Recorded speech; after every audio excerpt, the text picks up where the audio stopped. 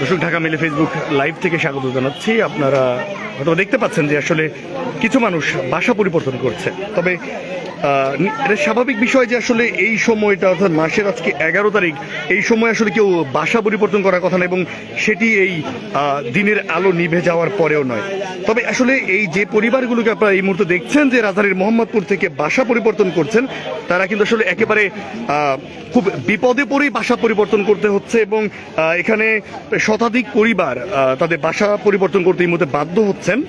আমরা রয়েছি রাজধানীর মোহাম্মদপুরের বিজলি মহল্লা এলাকায়, এবং এটি আসলে বিজলি মহল্লা যে স্টাফ কোয়ার্টার, সেই কোয়ার্টারের পেছনের একটি এলাকা, এবং এখানে যে ভবনগুলো দেখতে পাচ্ছেন, ঠিক এই ভবনগুলোতে খুব নিম্ন আয়ের মানুষের বসবাস, এবং তারা এখানে দীর্ঘ সময় যাবত থাকেন, ভাড়াটিয়া হিসেবে আসলে তারা থাকেন, এবং দেখছেন যে আসলে টেলিভিশন কিংবা খাট সবকিছু আসলে নিয়ে যাওয়া হচ্ছে।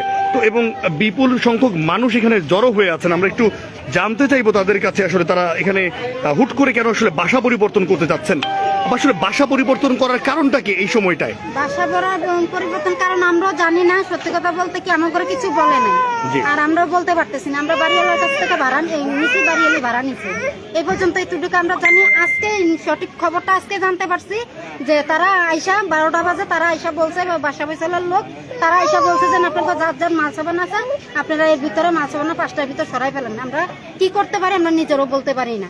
হেরা করলে মনে করেন বল্টুদার দিয়ে ভাঙ্গা দিবে, আনলে কিছু দিয়ে আগুন লাগাই দিবে। এখন মনে করেন যে আমরা কই যাব, কি করবো? এতটুকু বাচ্চা করে নিয়ে আমাকে কি রাস্তায় যাওয়া সম্ভব? তাহলে আমরা এই দেশের নাগরিক হয়ে কি করলাম? আচ্ছা, সেই আপনি কি বাসা পেয়েছেন কিনা বাবা? আমি বাসা এখনো পাইনি, আমি এখনো বাসা পাইনি। আমি একটা তিল্লিকুটার মালও নিতে পারি না, আমি এখনো তিল্লিকুটার মালও নিতে পারি না। এই বাচ্চাটাকে এখন পর্যন্ত আমি কিছু খাওয়াইতে পারতেছি না। আমি মাল গুছাবো না, বাসা খুঁজবো না, কোনো জায়গায় যাবো না, কি করবো আমি দিশা পাচ্ছি না। আমি কোথেকে যাবো? এই যে শত শত মানুষ, এই মানুষগুলো কোথায় যায় দাঁড়াবে? আমি এইটাই খালি এদের কাছে যাই। আমরা সব বাড়াইটারা মিলে আমরা গেছি, বলছি, তারা আমাদের কোনো সিদ্ধান্ত দেয়নি। তারা একটাই বলছে দেন আপনারা কোথায় যাবেন, আপনাকে বাড়ি এলাকার কাছে আপনারা জিজ্ঞাসা করেন। একটু আপনার কাছে জানতে চাই, আপনার বয়স কত? আমার বয়স 70 বছর। আমি কোনোদিন একটা বিধবা কার্ডও পাই নাই, কোনোদিন বয়স্ক ভাতা কিচ্ছু পাই নাই। কি করেন আপনি এখন? কি করেন? বাসা বাড়ি কাজ করি। আচ্ছা, এখানে কে কে থাকতেন? এই না আমার ছেলের বউ, ছেলে, নাতি, এডি। তো এখন বাসা পরিবর্তন করে কোথায় যাচ্ছেন আপনি? আমার মায়ের বাড়ির উড়ানে নিয়ে মাল রাখতে আসি, আর কই যাবো? ওখানে নিয়ে রাখতে আসি, যদি আগুন লাগাই যায় সেই মাল, এত কষ্টের মাল কই পাবো আমরা? বাসা বাড়ি কাজ করে এই বয়সে কাম করে খাই, অন্তরে কিছু পেলে। আমার স্বামী আজকে 40 বছর মারা গেছে, আমার এই পোলা ঠিয়া গেছে এতটুক। কাজ করে খাওয়ায় 3টা মাইয়া, একটা ছেলে মানুষ করছে, 3টা মাইয়া বিয়া দিয়ে দিচ্ছে, ছেলে নিয়ে আমি থাকি। আমার ছেলে ধরো কাজ চাকরি নাই, একটা অটো 2-3 ধরে চালায়। দর্শক, 70 বছর বয়সী এক নারীর আসলে কথা শুনছিলাম, যিনি আসলে এই মুহূর্তে ব্যাপক বিপদগ্রস্ত এই মুহূর্তে, এবং আমরা এখানকার আরো বাসিন্দাদের সঙ্গে কথা বলতে চাই। ভাই, বাসা পরিবর্তন করার কারণটা কি, এবং আপনাদেরকে কারা বলে গেল যে বাসা পরিবর্তন করতে হবে? এটা আপনাদের এই বাসা বৈশালের তারা জামাত ইসলামের একটা লোক, তারা মানে ছাত্ররা মিল্লা একটা মিছিল নিয়ে আসছে। মিছিল নিয়ে আসার পরে এরা বলছে যে আজকের ভিতরে জায়গা খালি করতে হবে, না হলে কালকে কি হয় এরা কিছু বলতে পারবে না। আচ্ছা, তো এখন আপনার বাসা কি পেয়েছেন কিনা? না, আমরা অনেকে বাসা পাই না। এখন বর্তমানে মাল ছাউনা নিয়ে রাস্তায় আসছি, কেন আমাদের মাল ছাউনা তো বাঁচাইতে হবে। আমরা মাল ছাউনা বাঁচাইতে গিয়ে আমরা ধরে রাস্তায় আমরা আসি, কিন্তু আমরা বাসা কেউ পাইছে কেউ পাই না। কারণ আমরা আজকে রাতে কি হয় এমন আমার কোনো ইয়ে নাই। তাহলে আমরা কি মাল ছাউনা হারামো? এত কষ্ট করে পরিশ্রম করে কাজ করে কিছু মাল ছাউনা জোড়াইলাম, এগুলো তো হারাম দাম ইয়া লাগবে। এই কারণে আমরা মাল ছাউনা নিয়ে রাস্তা করে আসছি। আপনার এই বাসাতে কতজন ভাড়াটিয়া ছিলেন? এটাতে প্রায় 25টা রুম, তো আপনার 200-250 লোক। আচ্ছা আপু, একটু জানতে চাই আপনার কাছে যে আপনি আসলে যে বাসা পরিবর্তন করছেন সেটা বাসা পেয়েছেন কিনা, কিংবা আগামীকাল বা আজ রাতে আসলে কোথায় অবস্থান করবেন? রাস্তায় হুমকি দিয়েছে, তাহলে তো রাস্তায় থাকতে হবে, রাস্তা ছাড়া বাসা। সেক্ষেত্রে আপনাদের বাড়িওয়ালার সঙ্গে আপনারা যোগাযোগ করেছেন কিনা? বাড়িওয়ালা তো দাঁড়িয়ে আছে, বাড়িওয়ালা কথা বলে না, বাড়িওয়ালারও হেগুলোও কথা বলে না। আপনার জায়গাটা যখন হেরা খাইতে আছে, আপনারা বাড়িওয়ালার লগে সারেন্ডার করেন, আর বাড়িওয়ালারা হেগো ধরে যাও। আমার ঘরে কই এত লাভ না, আমি বেশি ভাড়া দিতে আমরা থাকবো, নইলে আমরা জামুগা। আমার ঘরে হুমকি দেয়, আমরা আয়া আম ঘরে বাইর করে দেন, না হইলে আজকে রাইতের মধ্যে অনেক কিছু হয়ে যাবে। এটা কি দেশ গ্রাম হইলে একজনের আরশোতে বিপদে পড়লে ঢাকা শহরকে হে কারো দিব আর হেরাত যেই কারণ হুমকি দিচ্ছেন আমরা রাস্তায় থাকতো আমাকে সেনা ফোলা হয় না ছোট ছোট ফোলা হয় না এই ফোলা হইলে রাস্তা ফুটফাতে থাকতে হবে এছাড়া আর কোনো উপায় নেই।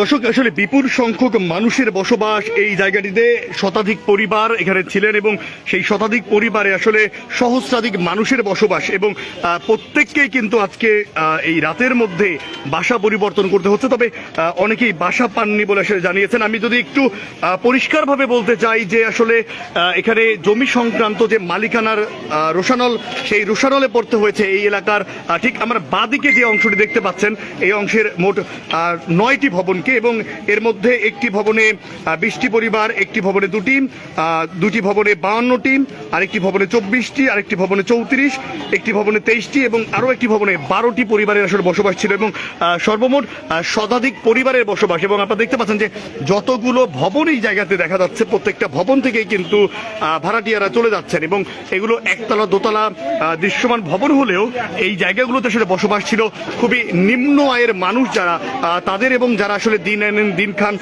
এই পর্যায়ের মানুষের বসবাস ছিল। তবে তাদের আসলে এই মালিকানা পরিবর্তনের যে জের, সেই বিষয়ে তাদের আসলে কোনো মাথা ব্যথা নেই। তাদের মাথা ব্যথা জায়গাটা হচ্ছে হুট করে এতগুলো মানুষ আসলে বিনা নোটিশে চলে যাচ্ছেন সেই বিষয়টি। আমরা একটু এখানে একজন ভবন মালিক আছে, তার সঙ্গে একটু কথা বলতে চাই। আপু, একটু জানতে চাই যে আসলে এখানে কি ঘটেছে। এখানে ঘটেছে আমাদের এখানে 6টা থেকে 7টা প্লট আছে। আমরা এখানে সবাই ছোট ছোট পরিবার সবাই অবস্থান করি। এখন সেই জামাত শিবির পার্শ্ববর্তী যে সাইট আছে ওখানে হচ্ছে বাদশা ফয়সাল ইনস্টিটিউট, জামাত শিবিরের ছাত্রদের দিয়ে এখানে হামলা দেওয়া হয়েছে যে আপনারা এত ঘন্টার ভিতরে বের হয়ে যাবেন, নয়তো যে কোনো মুহূর্তে আমরা আগুন ধরাবো। জামাত শিবির কেন উল্লেখ করছে? মানে জামাতের কোন সংগঠন কি এখানে এসেছিল? হ্যাঁ, জামাতের কোন সংগঠন ছিল বা কে ছিল? বাদশা ফয়সাল ইনস্টিটিউট আমাদের একটা সংগঠন না, বাদশা ফয়সালের শিক্ষা প্রতিষ্ঠান। আপনি তাহলে রাজনৈতিক দল কেন বলছেন? আপনার এই শিক্ষা প্রতিষ্ঠানের ভিতরে এদের একটা দল আছে, আপনারা যাচাই করে দেখেন। মানে বাদশা ফয়সাল ইনস্টিটিউট থেকে শিক্ষার্থীরা এবং শিক্ষকরা এসেছিল এমন কিছু কি? শিক্ষকরা আচ্ছা, রাজনৈতিক পরিচয় খুঁজে আমাদের দায়িত্ব না, আপনি জাস্ট ঘটনা আমাকে বলেন। এবং শিক্ষকরা এসেছে। জি, তো আমরা এই কথা বলতে চাই যে আমরা কোটা আন্দোলন করেছি, আমরা চাকরির জন্য, মেধার জন্য।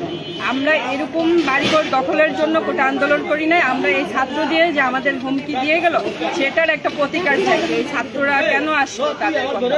আপনার ভবন কোনটা? আমার ভবন হচ্ছে সামনের ভবনের নাম্বার 1/কত? 21 1/21। আচ্ছা, আপনার এই ভবনে ভাড়াটিয়া কয়জন ছিল? আমাদের ভাড়াটিয়া 11 জন। আচ্ছা, তো আপনার এই জায়গাটি মানে আপনি এই মালিকানা কার? আপনার নিজের? হ্যাঁ। তাহলে খালি করতে তারা কেন বলছে? কেন বলছে? তারা দাবি করতেছে এই জায়গা বাদশা ফয়সাল ইনস্টিটিউট দাবি করতেছে। আচ্ছা, তাই আপনার এই যে আপনার যে ভাড়াটিয়া যারা আছে এখানে, আমরা দেখছি প্রচুর পরিমাণ ভাড়াটিয়া, তো তারা আসলে আজ রাতে কোথায় থাকবে বা তাদের জন্য কি ব্যবস্থা? দেখুন, আমরা প্রত্যেকজন বাড়িওয়ালা, আমাদের সাথে কোটে আন্দোলন করব। আমাদের সাথে আন্দোলন তো সাধারণ জনগণের সাথে না। এই সাধারণ যারা ভাড়াটিয়া আছে তাদের থেকে বাড়িওয়ালারা 1 থেকে 7 তারিখের ভিতরে ভাড়া নিয়ে নিচ্ছে। কেউ গরিব, কেউ রিক্সাওয়ালা, কেউ ভ্যান চালক, কেউ ফেরিওয়ালা, কেউ পিঠা বানায়, কেউ কিছু না কিছু ছোট ছোট বাড়ি ভাড়াটিয়া আছে, সবাই ভাড়া দিয়ে দিচ্ছে। এখন কেউ কারো বাসায় কাজও করে, তারা ভাড়া দিয়ে দিছে। তাদের এখন এই ভাড়াটা কিভাবে চুকায় নিব? তারা তো এখন পথের ভিখারি থেকে ভিখারি হয়ে যাচ্ছে। তারা দিন আনে দিন খায়, কিন্তু তাদের এই মুক্তিটা যে জামাত শিবিরের যে স্টুডেন্ট, তার শিক্ষার্থীরা এই হুমকিটা দেওয়া যাওয়া উচিত হয় না, তাদেরও বোঝা দরকার ছিল। আমাদের এখানে অনেক স্টুডেন্ট আছে, অনেক বাচ্চারা আছে এই ইনস্টিটিউটেই পড়াশোনা করে, অনেক বাচ্চা আছে এই ইনস্টিটিউটেই পড়াশোনা করে। আমরা যারা মধ্যবিত্ত আছি সবাই এই ইনস্টিটিউটেই পড়াশোনা করি। তাই বলে আমাদের এইটাই দাবি যে আমরা চাই আমাদের জায়গা আমাদের বহল থাকুক, আমাদের বাড়ি আমাদের বহল থাকুক। তারা যদি আমাদের কাছে কিছু পেয়ে থাকে, কিছু নিয়ে থাকে, সেটা আমাদের কোর্টে দেখা করুক, মামলা মোকদ্দমার মাধ্যমে আনিরাজ করি সব সমাধান করুক। এইভাবে সাধারণ জনগণকে যেন হেরানি না করা হয়।